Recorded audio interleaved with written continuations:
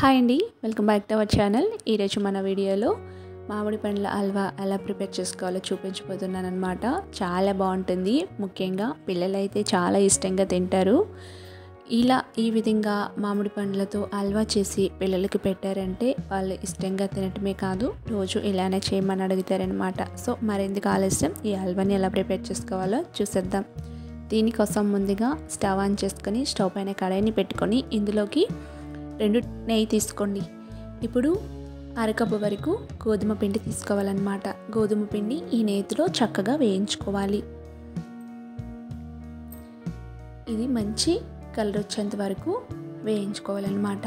ఇప్పుడు ఇది వేగేలోపు ఇంకోవైపు స్టవ్ ఆన్ చేసుకొని స్టవ్ పైన ఒక బాండీని పెట్టుకొని అరకప్పు వరకు పంచదార వేసుకోవాలి. 1/2 కప్పు వరకు వాటర్ తీసుకోండి. ఇలా వాటర్ వేసుకొని ఇలా వాటర్ లెవెల్లోకి పంచదార వచ్చిన తర్వాత చిటికెడు ఫుడ్ కలర్ని యాడ్ చేయండి. సో అది కూడా పక్కన పెట్టుకోవాలి. ఇప్పుడు 2 మామిడి పండ్లు తీసుకుని మామిడి పండు గుజ్జుని ఈ విధంగా ఒక బౌల్లోకి తీసుకున్నాను. ఈ గుజ్జుని మిక్సీ జార్లో వేసుకొని మెత్తని పేస్ట్లా గ్రైండ్ చేసుకొని పక్కన పెట్టుకోండి.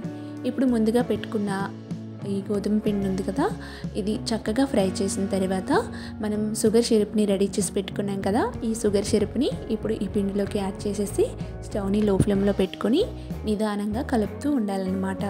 ఇది బాగా ఉడికి దగ్గర కన్సిస్టెన్సీ వస్తుంది. సో ఇలా లిక్విడ్లా దగ్గరగా చేరుతుందన్నమాట. ఈ విధంగా ఇలా వస్తుంది. స్టవ్ని లో ఫ్లేమ్లో పెట్టుకొని కలుపుకోవాలి.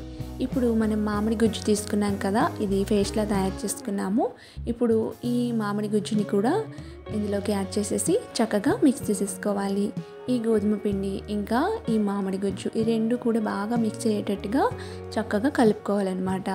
ఇది దగ్గర పడుతుంది, చూస్తారు కదా, ఈ విధంగా వస్తుంది. హల్వా ఈ విధంగా వచ్చిన తర్వాత నేతిలో వేయించుకున్న డ్రై ఫ్రూట్స్ని వేసుకోండి. నేను ఇక్కడ 2 టేబుల్ స్పూన్ల జీడిపప్పు పలుకులు తీసుకుని నేతిలో వేయించుకొని వేసేసుకున్నాను అనమాట.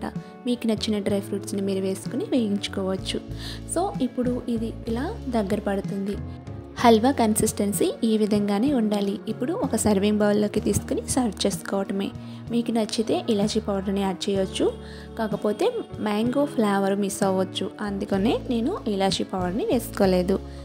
So friends, mango halwa ready అయిపోయింది.